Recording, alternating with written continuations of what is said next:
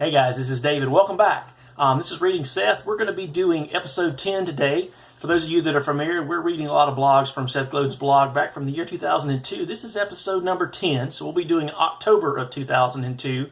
Today there's going to be 3 posts. First one, is tricking people a valid business strategy, which is from October 1st of that year. Then spend a day at my office from October the 2nd, which is going to be an interesting post there, and you guys will see as we kind of get into it. A little bit of a giveaway on me, a little fool on me. And then number 3 is who says creativity is dead. It's kind of a short post, but it's kind of cool, from October the 29th of 2002. So there'll be 3 total posts that we'll be reviewing today and kind of putting some comments for. Like I said, any notes or any links and links to the actual blog posts themselves will always be in the description below, so you guys can check them out there. That actually does reference Seth's blog, so you can actually get the real blog from him. Okay, with that, guys, let's jump into the first post today, which is tricking people a valid business strategy, and it's from October the 1st. It's hard to imagine standing at a cocktail party and answering the question, so, what do you do for a living with, well, I trick people into giving me money. I just switched some domains from register.com to another domain registry service. The guys at Registered have raised subtle duplicity to a high art. After you notify them that you want to change companies, they send you a note to confirm the switch. This, of course, is a fine security move. The note begins with several paragraphs about how great their services are, and then has a link. It appears that this might be the link to authorize the change. But it's not. In fact, it's the link to deny the change. Read a few more paragraphs down, and there's the link. Click it within a few days, or it becomes invalid. Click on the link, it appears that you're done. But if you stop now, the change won't get authorized. You must now check the box on the new screen, and then you must click Confirm. It's easy to imagine that you're done now, and you'll close the window. But if you do, they deny the change. You must go to yet another screen and once again confirm the change. That's 4 clicks and 3 screens when 1 click would have been sufficient. This is all very Microsoftian, in my opinion. And Seth jumps in with Microsoftian. Who would have thought that Microsoft would at some point become an adverb?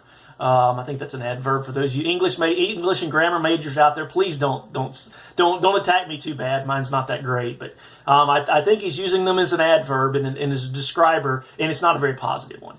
This is definitely from the attitude of people that look at some of what Microsoft does and talks about them being the evil empire. But with that, this is 2002. There's a couple other posts that come up, and there's one, number 3 today, which will go to a little bit of some of the big companies, and I think Microsoft's actually going to play in the picture some of what I'm going to discuss from the details of that one. But with that, let's go ahead and finish up this first post from October. As subscriptions ship till I tell you to stop and other business models enter the online arena where the profit margin is 100%, we're going to see a lot more of this, I'm afraid. Almost 15 years ago, when I first did an online project for Prodigy, I was told that their best customer was somebody who paid the $10 a month fee but never used the service. If someone forgot that they had signed up for Prodigy with their credit card, it might take years before they noticed the billing. While that might have seemed like the right strategy at the time, it's pretty clear that it wasn't much of a long-term strategy. I'm the biggest fan in the world of the milkman's return. The idea of subscriptions that save time and money for both parties is a no-brainer way to run a business. But if you have to trick people into doing business with you, it's not much of a strategy, is it?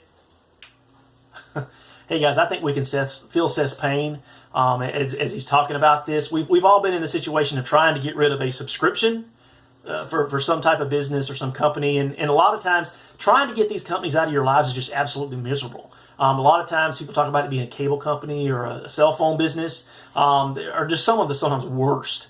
To actually get these people out of your life. I had a mentor once who used to have the saying that it's easier to give birth than it is to raise the dead. In this case, it feels like these companies are trying to do their business by just keeping their customers existing like zombies with a credit card. But with that, like I said, if this is what your business model is, you need to rework it. This is not subscription. A subscription is a valid business model where you're delivering value to your client on some scheduled basis and getting paid on that scheduled basis. That's completely different than some of these hijacking companies that Seth's describing, where essentially all they try to do is sign you up and just bill you forever. I never had Prodigy, but I had AOL, very similar experience. Interestingly enough, those two companies are no longer here anymore. Gee, I wonder why. But next up, the next one we're going to talk about today is spend a day at my office. Now, I specifically included this post for a reason, which we'll talk about at the end. However, this is more of a me showing a little bit of a mistake I made. And kind of let's all get in the laugh. And those of you that remember me talking about a mistake in one of our previous episodes, and if you were to actually catch me in the mistake, you're going to get the super duper prize. Well, here's where I kind of give away what the answer is. But for those of you that are still following along, you're going to get to see a little bit of insight into where I made an assumption, and it definitely made one. It didn't make one out of you, but it made one out of me in that deal. But with that, we got spend a day at my office, which was from October 2nd of 2002. Please come to my office. On November 5th, 2002, I'm inviting 30 people to spend a day with me in my funky warehouse in Dobbs Ferry, New York, overlooking the Hudson River. We're 38 minutes from Grand Central Station in the heart of Manhattan. My goal is to help you visualize a different marketing future, to find several take-me-home marketing breakthroughs, and to share practical, inexpensive to implement advice about taking your company to the next level. You'll probably learn as much from your peers as you do from me. Because it's a small group, we'll be working on your specific issues, evaluating your website, talking about how we can reach out to the right people with the right message. We'll step back and look at the business models and what's working and what's not, offline and on. And everything will be focused on things you can do tomorrow. If you'd like more information about pricing and agenda or want to inquire about doing something like this at your company, please drop me a line at sethgodin.yahoo.com and the phrase practical breakthrough in your subject line. Sooner the better.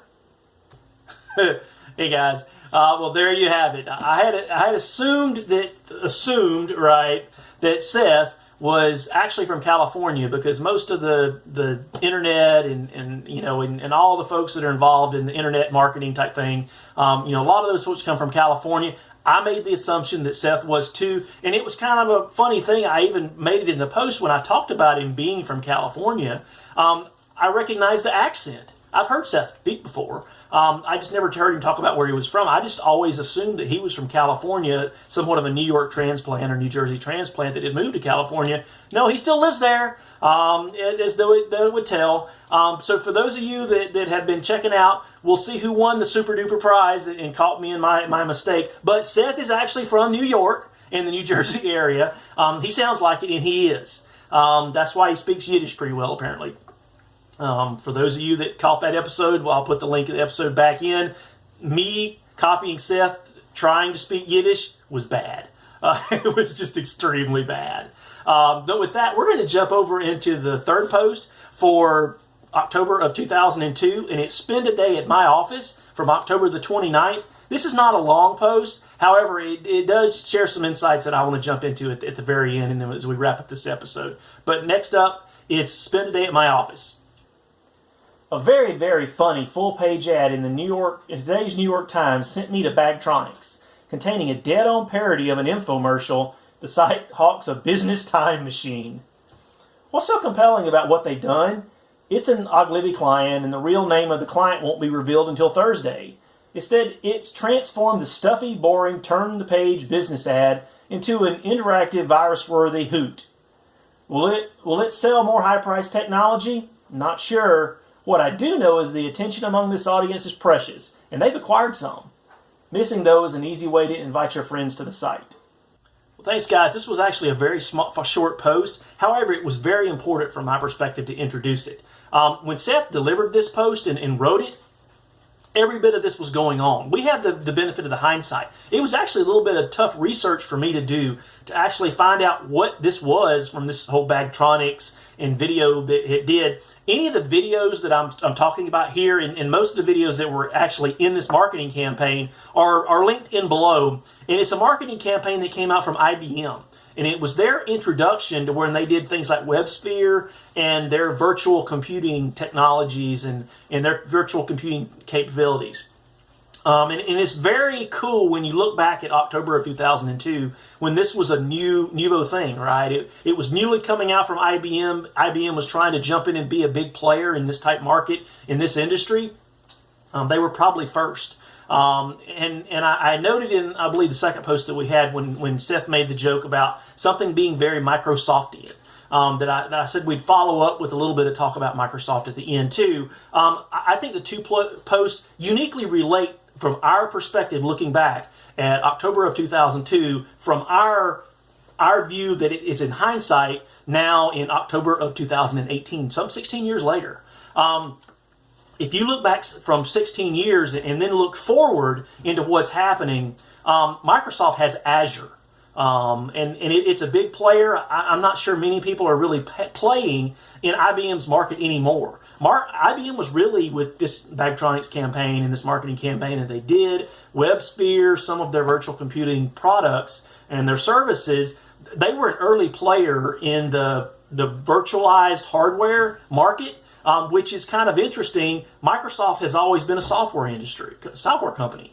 However, today with Microsoft and Azure, they're as much of a hardware company that's selling hardware services to people as a lot of other companies out there. Amazon kind of stole the thunder from IBM with Amazon Web Services. That will actually go back, if you look back into around 2008, it became really big when the Barack Obama presidential campaign basically based a bunch of their technology for that campaign on Amazon Web Services. And then now that you go another 8 years forward, you've got Microsoft's introduction into that technology a few years ago with Azure, which is pretty much going to win. You're going to end up with Amazon and Microsoft in the virtualized hardware environment. And like I said, I actually work in the software design business and in the software development. As a career, I see it now. I can look back and see what IBM tried to do in 2002, what Amazon did in 2008, and it went forward from that, and then now the Microsoft entry into the market. Again, more than likely, I think it was in last month's post when we talk about the four companies that were the big four shooting for the trillion.